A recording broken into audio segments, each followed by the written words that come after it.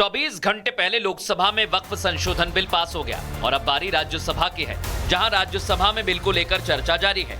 चर्चा के दौरान विपक्ष का वही विरोध वाला रुख देखने को मिला तो सत्ता पक्ष इसे सिर्फ और सिर्फ तुष्टीकरण वाला विरोध बता रहा है। बीजेपी के राष्ट्रीय अध्यक्ष जेपी नड्डा ने चर्चा के दौरान विपक्ष पर तीखा हमला बोला। नड्डा ने मुसलमानों को गुमराह करने का आरोप लगाते हुए विपक्ष पर चर्चा को डिरेल करने का आरोप लगाया। तो ये डिरेल हुआ और डिरेल के साथ साथ डिबेट भी हुआ। कल मुझे लोकसभा में भी देखने का मौका मिला। अब इस बिल में कहीं राम मंदिर आ रहा है, इस बिल में कहीं कुंभ मेला दिख रहा है, इस बिल में बिहार का इलेक्शन दिख रहा है, इसमें एयर इंडिया बिक गया, केरला का सिनेमा दिख रहा है। मैं इसलिए चर्चा कर रहा हूं कि डिबेट होना, डिरेल होना, डिबेट करना, ये सब चीजें चलती रहती है। वहीं आम आदमी पार्टी से सांसद संजय सिंह ने बिल के जरिए धार्मिक संपत्तियों पर कब्जा करने की नापाक कोशिश बताया और कहा कि संपत्तियों पर कब्जा करके बांट दिया जाएगा, जिसका जवाब देते हुए किरण रिजिजू ने इन बातों को तर्कहीन बताया। आज आप इस बिल को पास कर रहे हैं, आज आपका सीना चौड़ा हो रहा है, आपको लग रहा है एक धर्म के अधिकार को आप छीन रहे हैं। नहीं, कल को आप सभी धर्मों की धार्मिक संपत्तियां छीन के आप अपने दोस्तों का देने का काम करेंगे। मैं फिर इसको दोहरा रहा हूं और फिर इसको कह रहा हूं कि आप ये करेंगे, धार्मिक संपत्तियों पे कब्जा करने का काम करेंगे। संजय सिंह इतना तर्कहीन बात करते हैं, जवाब देने के लिए जगह भी नहीं है, वो पॉइंटलेस बात करता है, बिल से संबंधित नहीं, इधर उधर का बात करता है। पॉइंट में बात कीजिए, मैं जवाब दूंगा बाद में।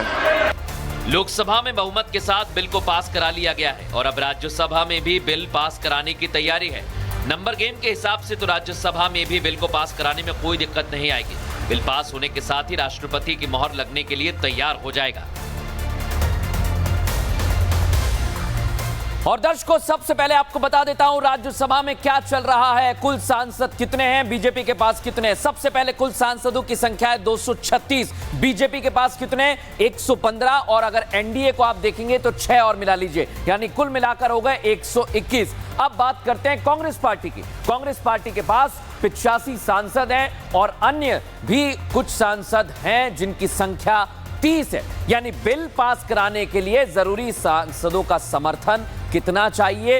119 चाहिए। मतलब यह कि वक्फ बिल में संशोधन के लिए सरकार 6 नॉमिनेटेड सदस्यों पर निर्भर रहेगी, जो इतना मुश्किल नहीं लग रहा है दर्शकों। लेकिन एक बड़ी बात आपको बता रहा हूं, लोकसभा के बाद राज्यसभा में बिल पास होने का डर ऐसा है कि अब विरोधी और मजहबी मौलाना धमकी पर उतारू हो गए। बिल पास क्या हुआ, सड़कों पर उतरने की धमकी दी जा रही है कि बिल के खिलाफ कोर्ट भी जाएंगे।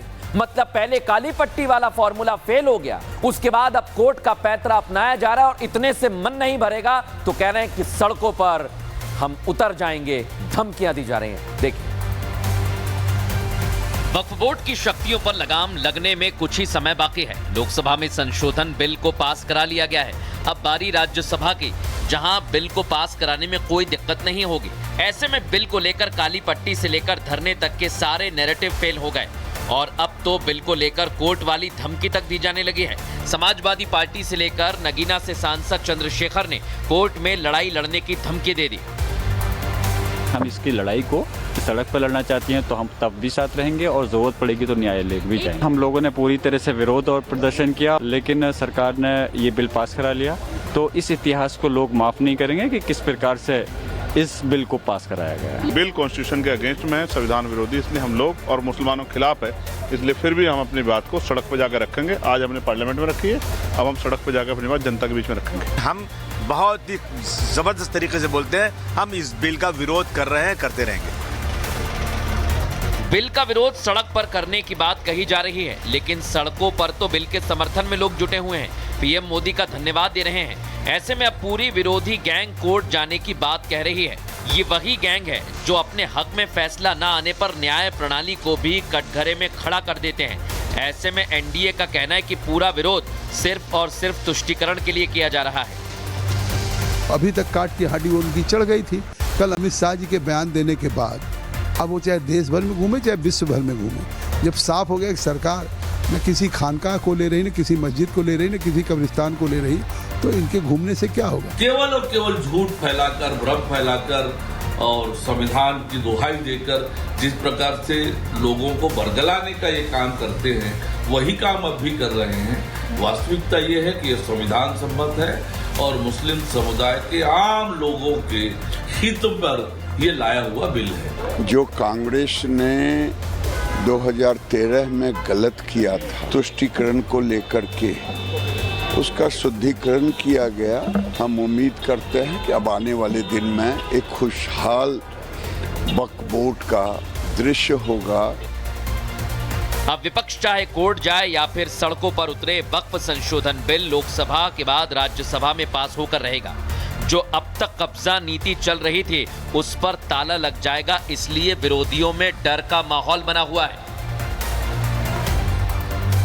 अब वक्फ में मेंबर कौन रहेगा दर्शकों, ये आप सोच रहे हैं, मैं आपको बता रहा हूं। वक्फ में अब मुस्लिम ही नहीं, सब धर्म के सदस्य होंगे। 4 गैर मुसलमान से ज्यादा मेंबर नहीं हो सकते हैं। 3 सदस्य सांसद से यानी सांसद होंगे। अब महिला सदस्य होने का भी प्रावधान है, जो कि अभी नहीं है। 10 में से 2 महिला सदस्य अनिवार्य कर दिए गए और वक्फ बोर्ड में 2 प्रोफेशनल्स भी होंगे दर्शकों। 1 सदस्य बार काउंसिल से भी होगा, जो लीगल चीजें देखेगा। लेकिन आप सोचिए दर्शकों, एक जंग विपक्ष ने लोकसभा में वक्फ संशोधन बिल के खिलाफ होने के बाद छेड़ने का ऐलान कर दिया है। तो इससे पहले AIMIM चीफ असद उद्दीन ओवैसी ने संसद में ही जंग का ऐलान कर दिया और बिल को वहां से फाड़ दिया। लेकिन सबसे हैरान करने वाली बात पता है आपको क्या? उन्हें इस विरोध में मुस्लिम समाज का सपोर्ट नहीं मिल रहा है। असद उद्दीन ओवैसी अकेले रह गए हैं और अब वो फिर वही बिल फाड़ने वाला प्रदर्शन करने लगे। कैसे, देखिए जरा। वक्फ बिल को लेकर लोकसभा में बेशक असदुद्दीन ओवैसी ने आखिर के घंटे में अपनी बात रखी, लेकिन आखिरी के उन मिनटों में ही सरकार के बनाए गए इस बिल को लेकर एक नया नाटक खड़ा कर दिया। वक्फ बिल पर बहस करने के लिए सदन में ओवैसी खड़े हुए और उन्होंने वक्फ संशोधन बिल की कॉपी को फाड़ डाला। सफेद फार्म अफ्रीका के कानून को महात्मा गांधी ने कहा था कि ये मेरा कॉन्शियंस उसको मानता नहीं, मैं इस कानून को कबूल नहीं करता हूं। तो महात्मा गांधी ने क्या किया, उन्होंने उस कानून को फाड़ दिया। तो मैं गांधी की तरह इस कानून को फाड़ता हूं। ओवैसी ने विरोध के स्वर उठाते हुए वक्फ बिल के 2 पन्नों के बीच जिसमें स्टेपलर लगा हुआ था वो अलग अलग कर दिया। फाड़ता हूं, ये अनकॉन्स्टिट्यूशनल है सर। ओवैसी ने वक्फ संशोधन बिल को न सिर्फ फाड़ा बल्कि इसके असंवैधानिक होने का भ्रम फैलाने की कोशिश भी की। इसे मुसलमानों के अहित का बिल बताया और जंग का ऐलान कर दिया। सर, ये वक्फ तरमीमी बिल भारत के गयूर मुसलमानों के ईमान पर, इबादत पर एक हमला है। नरेंद्र मोदी की हुकूमत ने इस मुल्क की सबसे बड़ी अक़लियत के खिलाफ एक ऐलान जंग कर दिया। मेरे मदरसे, मस्जिदों, खानखाहों और दरगाहों को निशाना बनाया जा रहा है।